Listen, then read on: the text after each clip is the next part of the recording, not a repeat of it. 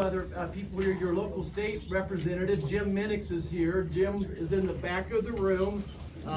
He said that if after we're done here, he will stick around for a little bit and answer a few questions. If you have questions at the state level as well. I've not seen Senator Rick Billinger here yet this morning, but Rick does a great job. Jim does a great job. You know, it truly is a labor of love. So we appreciate what they're doing as well. Always want to shout out to my local sheriff's officers, the local the city police as well, the highway patrol. My dad was a police officer for 25 years, so those folks are very, very near and dear to my heart as well. Can we have a little hand for the law enforcement officers? All right. I think I got through all the thank yous here. Second one, you know, I usually don't use any notes, but I had some things that were heavy on my heart today that I wanted to share. Let's hear it. As we got ready for this. If you got questions, if you want to write them down and hand them off to Abby down here. I'm sorry. We're going to hand these down to Abby this way, and Becca will take some this way. They'll try to filter through the duplicates as well. Let me just start with this. You know, usually every month I find something that I kind of focus on that's inspirational to me. And the one that I'm focused on right now, the quote I'm focused in, is that we have to be willing to doubt our own infallibility. That in a democracy, we have to be willing to doubt our own infallibility. And it's interesting that I looked up President Eisenhower, a big hero of mine. What did he have to say about this? And he said, this is quoting President Eisenhower. May we always remember that no matter how certain we are that we're right, if we truly believe in democracy, we must be willing to admit that we may be wrong. And what it also reminded me is, I give a tour on the Capitol when people come to visit, bigger groups as well. And I always try to stop in front of President Eisenhower's statue and share a little bit about his history, that he was the 34th President of the United States. Of course, Supreme Allied Commander, two-term president, the 34th President of the United States, and when he finished his time of service, the historian said he was the 31st best president we'd ever had. But today, those same historians think he's one of the top 5 presidents we've ever had. That it took years and decades for his decisions to come to fruition, but in the world we live in today, we make a statement this morning, we make a decision this morning, and by 5 o'clock, the entire world, with our 24/7 media cycle, has decided if we're right or wrong. So it takes me back to where I started, that we have to be willing to accept our own infallibility. And I think if we have a lot of folks that have traveled a long ways to be here. This is really Oakley's town hall. I'm going to try to focus on their questions. No way. You're Kansas. Remember you got elected from the whole state? I'm going to say this one time.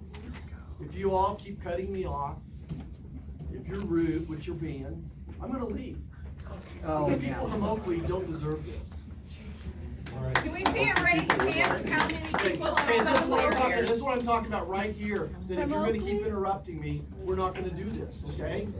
You're gonna, if you have a question, you can write them down and you can turn them in. Okay? So my staff will get them all, and they're going to go through them and get rid of the duplicates.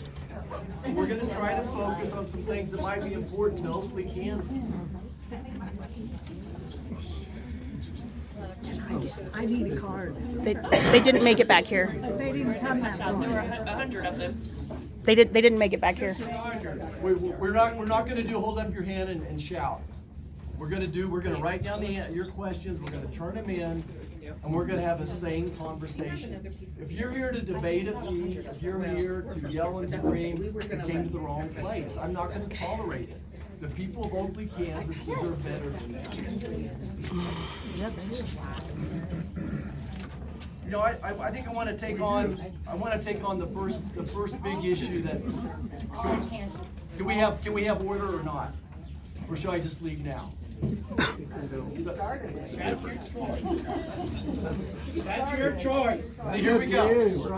Should we just like break up on sides and play Red Rover or something? I don't have a question, I have a comment. Okay, I don't want to hear it right now, okay? Because Will there be an open session? Will you shut up? it's up to you. I'm about done with this interrupting. Okay, I'm not done with it, all right? Thank you for your time if we do leave. You're welcome. You're very welcome. I think I want to take on the big, Can we hand you the questions? I think you can give them to my staff. I think I made that pretty That clear. would be great. Can you answer, did Russia invade Ukraine?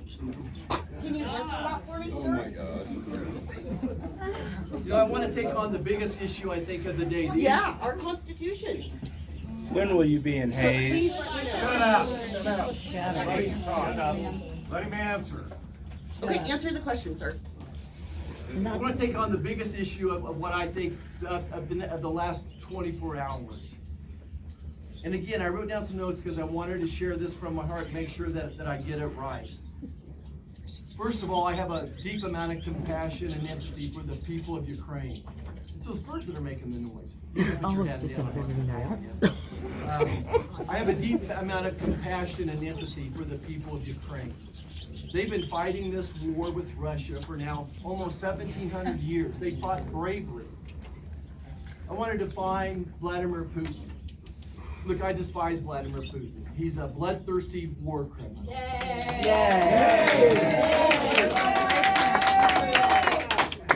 So this is what I'm trying to avoid is the cheering and the, because they're going to come back and boo here in a second too. But I do appreciate the encouragement. Thank you. Look, he's a thug. He's a criminal. He's a murderer. He should be tried at The Hague, and whatever they decide should happen to him. Okay, I have no use for Vladimir Putin. I have compassion for the people of Russia. I'm sure there's lots of good people there in Russia as well. The next thing I would say is that Europe's had 3 years now to step up. This is, in my humble opinion, and some people will disagree, and I understand this, but this is Europe's war. Happy to help. Happy to help. We have 105,000 American soldiers in Europe right now. One of them was my own son and enlisted in the Army. I was there for a year as well. Thank God he's back safe. But in my humble opinion, Europe's had 3 years to step up and take this on. Russia has an economy the size of Italy. Europe has an economy multiple times bigger than Russia, and they have to be able to defend themselves. There's been at least 1 million casualties in this war so far, maybe 1 million deaths. How many of y'all grew up in the Vietnam War era or served in Vietnam? I mean, I just remember driving by the cemetery on my way to my grandparents' farm and seeing flag-draped coffins of young men that were playing high school football last year. And I said if I ever had a chance to stop endless wars, I would do that. So that's where my heart is coming from, is I don't want, especially America, I don't want anyone to be out here dying. Millions of people died. This war has gotten nowhere. It's stuck. It is absolutely stuck. As I said, it would have been 3 years ago. I said that if we didn't give Ukraine what they needed before this happened, and I begged the Biden administration to give them the tools that they needed before it happened, when it happened. I begged them to put on maximum sanctions on Russia, and they never did. I'm reminded of what Eisenhower said about war. Ike said that I hate war as only a soldier who's lived it can, with all its brutality and futility. That I don't want war. At the end of the day, I think we should say focus on the goals. We may disagree how to get there, oftentimes, but as long as we agree on the same goals, I'm willing to have that conversation. My goal, I believe President Trump's goal, is to have peace in this situation and avoid World War III. This really could have already turned into World War III or some type of a nuclear holocaust. In my opinion, Ukraine's been for 3 years has been a bottomless pit. We've spent at least $175 billion there, maybe more. And it just feels like we're throwing good money after bad money. I want there to be a peace agreement. I want it to be done sooner than later. I know, I was not surprised at all to see the blow up yesterday. I was not surprised at all, based upon what the undercurrents were. There are ways to have avoided that event, but Mr. Zelensky insisted on coming to the White House to sign this agreement. And then,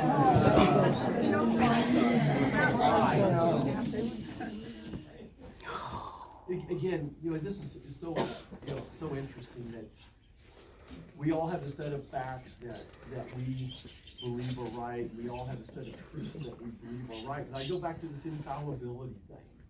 To think that you're not infallible, to think that only your facts are right, I think that's not what democracy's about. I bet that 95% of the people in this room, let me back up. I know that based upon polling, 70% of Americans want there to be a swift peace to this situation, a swift peace. And I think that that's President Trump's goal as well. And I'm just gonna, for those of you that want to keep warring over in Europe, I hope that you're willing to send your own son or daughter or yourself to go over there and fight. But personally, I think we've done enough there. We're willing to we're willing to support them, but I think basically we've done enough. You girls got some questions for me? Yeah, what we need to do. Okay. So it was kind of give me 3 or 4 packs of them and. Yeah.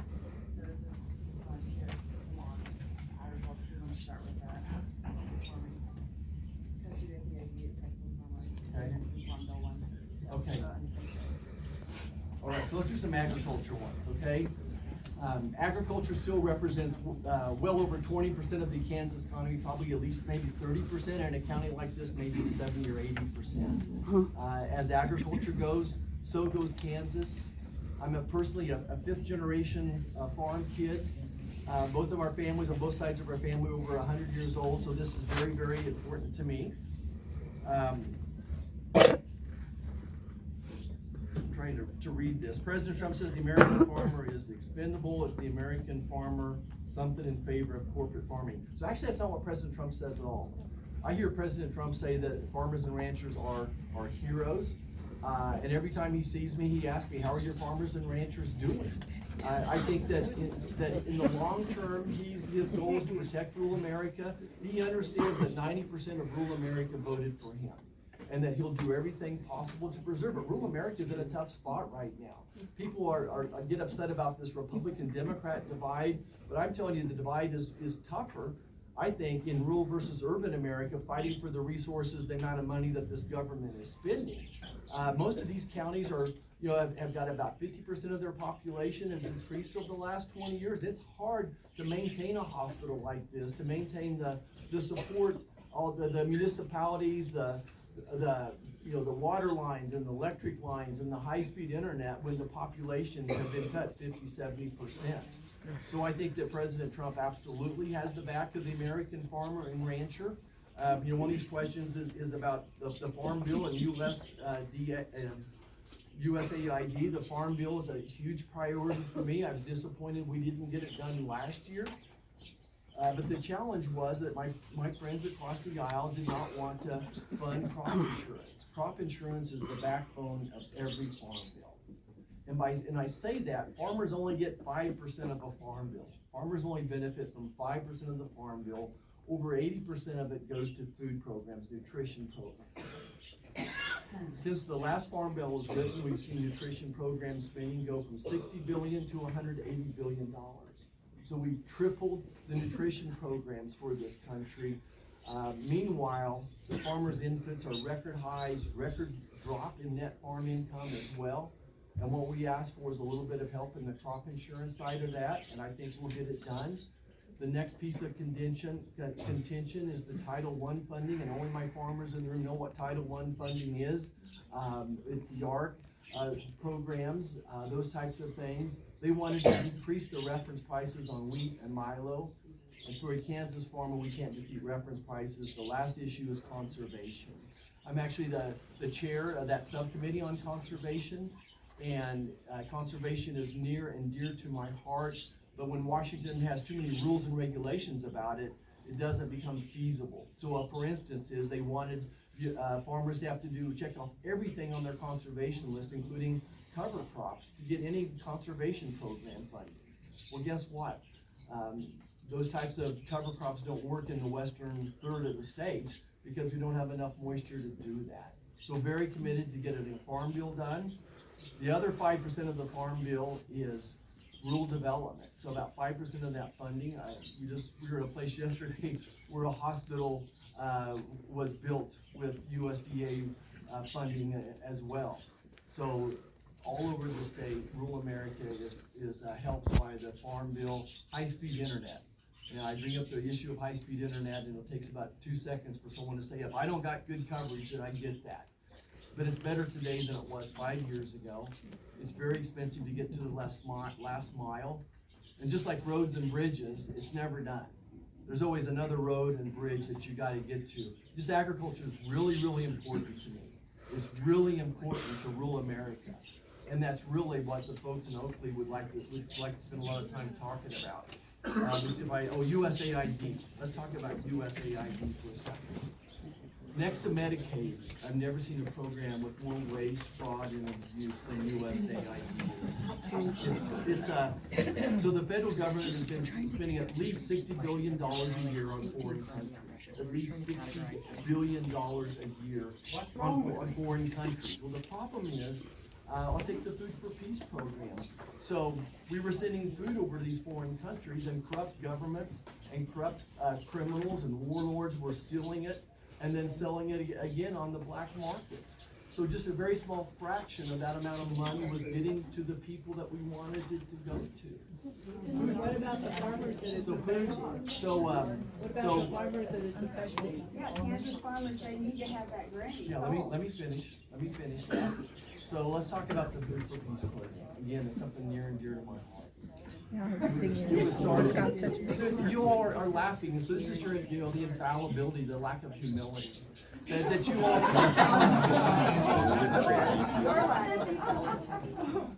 So, the Food for Peace program is something near and dear to my heart. It was started up in St. Francis, Kansas, in the 1950s by a farmer who said, look, I was blessed with this great crop, I'd like to share it with people that are in need. And President Eisenhower was in office, he implements the program, and it was a great program, but it's now been corrupted. So what we're doing is actually just bringing it over to USDA. So the USDA is already doing programs like the Dole McGovern food program, which is really a school lunch plan for people overseas as well. I think the USDA is more locked in on those particular issues. On doing the food programs, they'll do a better job. I think that the farmer, the rancher that grew that food deserves that it goes to the end point, to the people that need it the most. So we're not gonna throw the baby out with the bathwater. We're gonna do our best to make sure that food gets to the people we need, but not in the hands of criminals and corrupt governments. Does Congress decide that, or Elon Musk?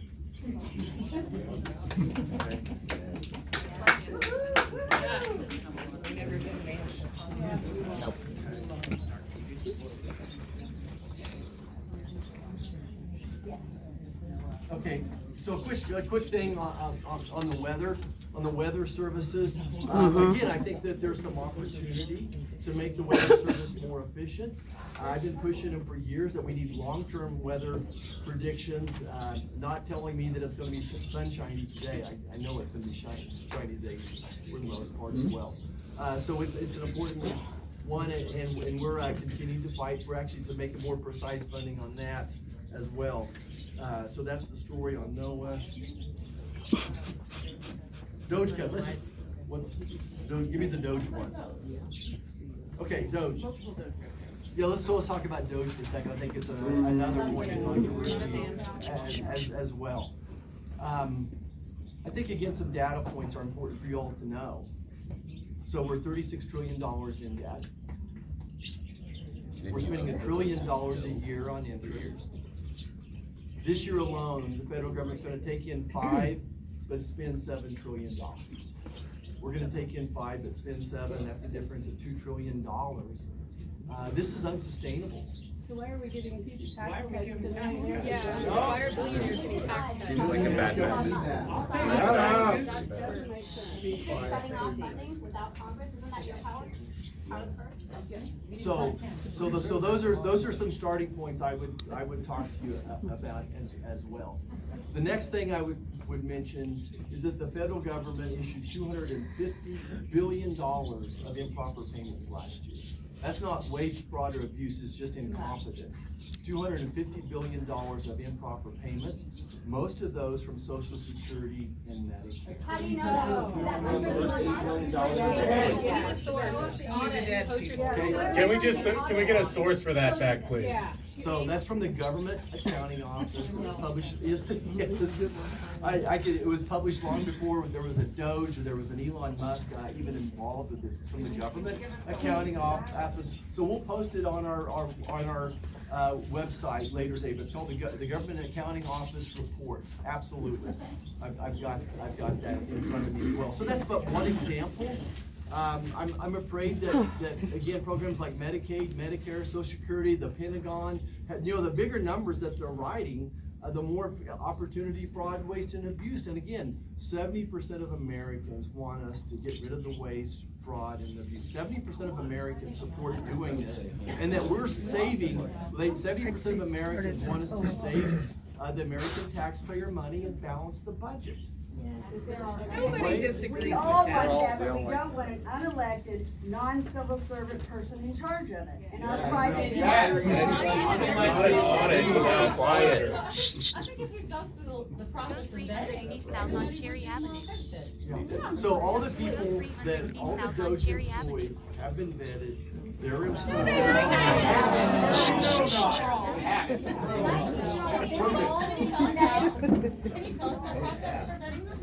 They go through the same process that every other federal government. They hadn't as of a week ago. They hadn't as of a week ago. So he is an advisor to the president, just like Jill Biden was an advisor to the president. He's an advisor. The rest of those people are employees, and I know you're fed so much misinformation.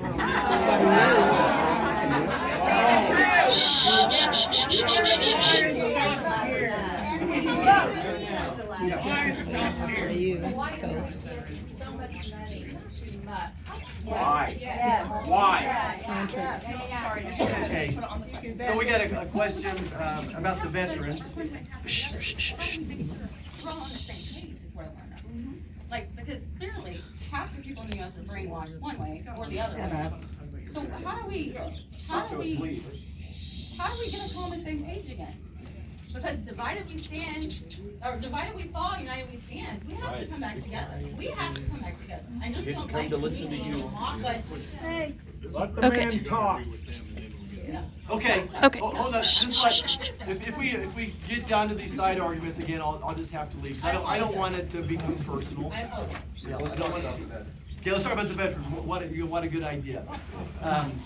Again, I just want you to know how important this is to me. Since the Civil War, someone from every generation of my family has served. My dad served, my brother served, I served. I mentioned my son is serving right now.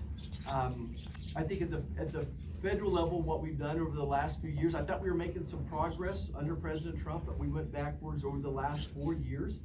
What I've seen happen is the veterans service, I call it customer satisfaction has gone way down in the last 4 years. The lines have become longer. So why are we cutting staff then at the? So it's becoming less efficient. There's just become a general malaise, if you would, in our veterans programs once again. In our level, we have given the veterans hundreds of billions of new dollars. Sometimes I feel like we're throwing good money after bad money, and it's not getting to where it needs to be, but we certainly have tried to fund those things. We've allowed patients, veterans, to get more care in their own home.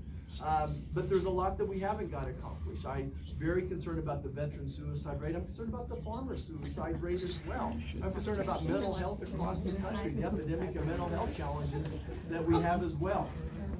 But we're continuing to do the best we can to support them. I have one person, his entire life is service for veterans that works for me, that has helped hundreds of veterans straighten out their benefits, get them to the appointments that they needed to get as well. It's far from perfect.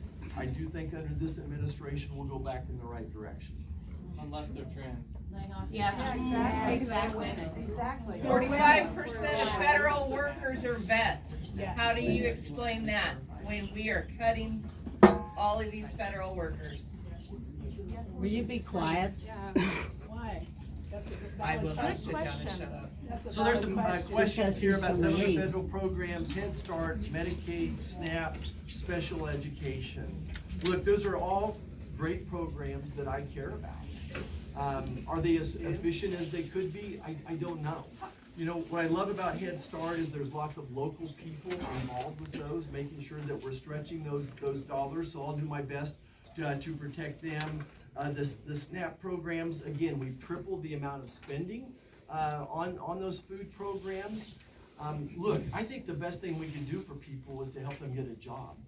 And I think that if people have mental health problems, if they don't have the education, let's try to help those people get a job. There'll be people that need the SNAP program. I understand that. But does it need to be triple of what it was 5 years ago? I think that's indicative of a problem. Special education, I get this question all the time, is grossly underfunded because of the federal mandates. I wish I had a quick solution. Medicaid. You know, Medicaid, 74 million Americans are on Medicaid right now, 74 million. Yeah, that's good. So I think it should be the question. What is that, 25%, it's not quite 25% of Americans. Should 25% of Americans be getting free health care? Oh, whoa. I'm not trying to pay somebody to get good health care. This is what I hear though, If they can't is afford it, then they that pay I for hear it. that healthcare costs are way too high. No. So I hear that, so what I hear is, so when try to give you an example. In this emergency room today, if 10 patients go in there, the 3 or 4 people with private pay insurance are basically paying the tote for everybody that goes in there. And that's one of the reasons that private insurance is so high. There are people that need the Medicaid, and let's protect it and save it for those that need it the most. So why are we But cutting it then? but again, Medicaid has went up 50% in the last 5 years. We're gonna soon be spending more on Medicaid than Medicare. We're approaching $1 trillion a year on Medicaid. I'm telling you folks, that's unsustainable. And again, You can't take care of your people, but you take care of the billionaires. so half of our children are on Medicaid. And I think that's the first ones we should protect. We should protect widows, seniors, So they should get children, jobs. absolutely. That's those ones that we should protect the most. But I think there's just a lot of people out there that we should help get an education and help them to get a job and get off of Medicaid. As well. Why are they doing have jobs, 2 and 3 like I did? Some folks asked me about making America healthy again and what that looks like. Oh, good question. It's really interesting. 60% of Americans have a chronic disease. 60% of Americans have a chronic disease. 20% of our children are on a prescription drug. 40% of our children are pre-diabetic. America has a chronic disease problem. And we can keep making new medicines. We can put everybody on Ozempic. But at the end of the day, we're still gonna have lower ages when people are getting Alzheimer's and cancers and the litany of things because America is not healthy. And this is something I've been trying to work with for 40 years. As an obstetrician, having a diabetic clinic, seeing my diabetic clinic going from 2 patients a week to 12 patients a week in my years of practice. It's quite a challenge. And I saw women make the lifestyle changes they needed when they had a baby inside of them. But it's really hard to change lifestyles. So the big challenge with making America healthy again is the re-education and the reprioritizing. 70% of the calories we eat are from packaged foods. 70% of the calories we eat are from packaged foods. It's a process, if you would. So do you want to have your own town hall? You can go outside and do it. You've interrupted me about 12 times. You've interrupted me about 12 times. I'm not being rude. I'm just asking you. You are. Yes, it's our ceremony. Tell us about measles. Okay, let me finish this, but I'm happy to talk about measles as well. But if you want to drive the healthcare costs down, if you want to save Medicare, if you want to make Medicaid that's more feasible, not increasing it by 50%, we do need to make America healthy again. And I don't know why you're against that. I really don't. Why did you let RFK go through? Exactly, exactly. You're gonna decimate the healthcare system. Okay, so I'm a big fan of Make America Healthy Again. I'm gonna keep fighting for it. It's gonna be a challenge, and there's no promises, but if you want me to save Medicare, Medicaid, bring the cost of your health insurance down, then we do need to make America healthy again. Measles, goodness, I saw 155 people with it recently, is what I saw was the number. One young child died. You know, okay, you know, and I spoke to the Biden administration about this 4 years ago.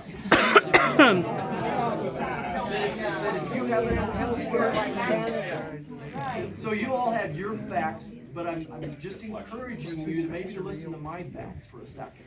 Okay. How about healthcare like in Canada? I'm just going to give you the facts as I see them, as your United States Senator, as a physician dedicated to the health of Kansans as well. As our civil servant, you work for us. So what I saw, I was elected by the people of Kansas by an overwhelming majority. But you represent us all. I do my best. Your I money do comes my from You Florida. represent us all. I do my Whether best. you do your best or not, you represent every single one of us here. That's right. Of course I do. And Please we want to do. convey that to you. I appreciate that. You know, how many people have been willing to come up and do this, right? Think about that for a second. I applaud you. Welcome you I to welcome you. Wichita. You wanna come to Wichita? We love you, Governor Park. Come So to measles. Hayes. So back to measles. Measles. What I saw when I went to one of my 3 visits to the border was I visited one of the clinics there. It was full of people with communicable diseases.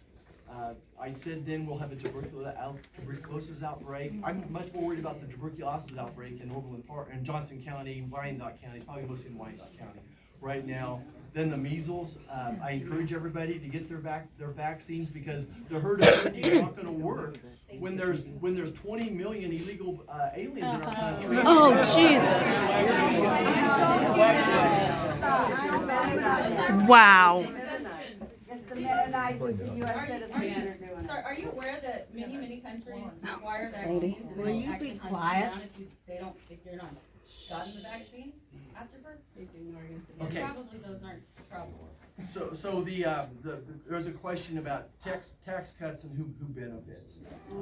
Okay, so 2017-18, the Trump tax cuts happened. It saved Americans $1,000 a month. Saved Kansans $1,000 a month. Okay, so that is a fact you cannot dispute.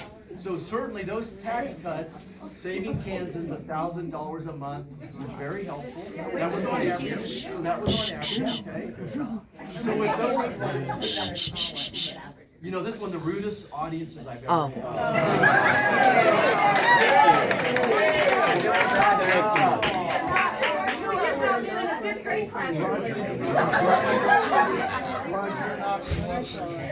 Oh, I am. Oh, sir, I am. Yes, sir. May I speak for just a minute? I'm gonna piss everybody off in this room, but that's my job. First of all, I wanna thank you for coming out here. It takes a lot of time. Yes. And thank you so much. I do appreciate that. And to do your job, I would not want it. I wouldn't, and I don't think anybody else in this room would really want it. I want it. I Go a short disagree. distance north on Cherry Avenue. I disagree with. You have very arrived at much of what 211 you Cherry said. Avenue. But I'm a dying breed. I'm a conservative Democrat. Woohoo! Don't find very many of us left. But there is very, very much, the things that they're wanting to do, cut the fraud and waste in government. I believe that those are very laudable things to do, and I fully support that. But I think that the way that we are going about it is so wrong, because there are unintended consequences. We don't know what we don't know. So I would beg of you, as an American, you talked about being, I think, a fifth generation farmer. My family came to the United States back in the 1600s. We were told that we were, growing up, told that we came over as a landed gentry. We came to find out we were really indentured servants. We worked our way from the bottom up, and we have fought in every war that the United States has had since before there was a country. I support the veterans.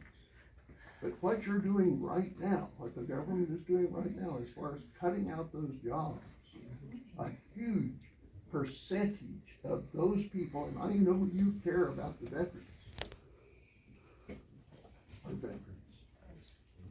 And that is a damn shame. That is a damn shame. You're here. All right. Well, I yielded to one of my elders, and I appreciate his comments. I think it's a great, we don't have time for everyone to stand up. I do got 2 more commitments today. Appreciate everybody making the drive out, and God bless America. Thank